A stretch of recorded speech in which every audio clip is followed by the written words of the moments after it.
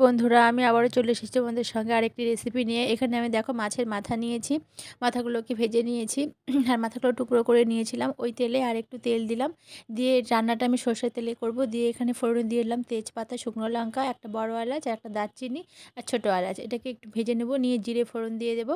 দিয়ে আমি পেঁয়াজটাকে এখানে ভেজে নেব, হালকা একটু ব্রাউন কালার হলেই আমি এখানে আদা আর রসুন বাটা দিয়ে দেবো। আদা রসুন বাটা দিয়ে আমি এখানে একটা টমেটো নিয়েছি, টমেটোটা দিয়ে দেবো। দিয়ে টমেটোটা এখানে সেদ্ধ হওয়ার জন্য একটু চাপা দিয়ে রাখবো। টমেটো সেদ্ধ হয়ে গেলেই আমি জল ঝরিয়ে রেখেছিলাম গোবিন্দভোগ চাল, সে চালটা দিয়ে দেবো। কি বলো তো আমি করছি আজকে মুড়ি ঘন্ট। তো এখানে শুকনো লঙ্কার গুঁড়ো, ধনে গুঁড়ো, জিরে গুঁড়ো সমস্ত মশলাই দিয়ে দেবো। চালটাকে একটু ভাজা ভাজা হয়ে গেলে এর মধ্যে আমি জল দিয়ে দেবো। তো এরকম করে মুড়ি ঘন্ট খুব ইজি, আর এইভাবে তোমরা মুড়ি ঘন্ট করবে, খুব ভালো লাগে খেতে। এখানে চালটা ভাজা হোক, ভাজা হয়ে গেলেই আমি এখানে মাছের মাথাটা অ্যাড করে দিলাম। এবার আমি গরম জল দিয়ে দেবো। পরিমাণ মতো যেমন চাল নিয়েছো তার দ্বিগুণের থেকে বেশি একটু জল দেবে। তো মাপ জানো তোমরা এতদিনে। তো এখানে একটা আমি শুকনো মশলা করে নেব। তো এটা হচ্ছে ছোটো এলাচ, দারচিনি, লং আর ধনে, মৌরি, জিরে, এটাকে শুকনো কলায় ভেজে গুঁড়িয়ে নেব।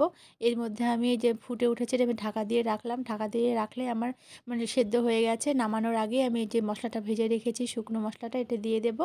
আর দিয়ে দেবো সামান্য চিনি, নামিয়ে নেব। তোমরা ঘি দিতে পারো, না দিতে পারো, আমি এখানে ঘি ইউজ করব না। তোমাদের কেমন লাগলো অবশ্যই বলবে।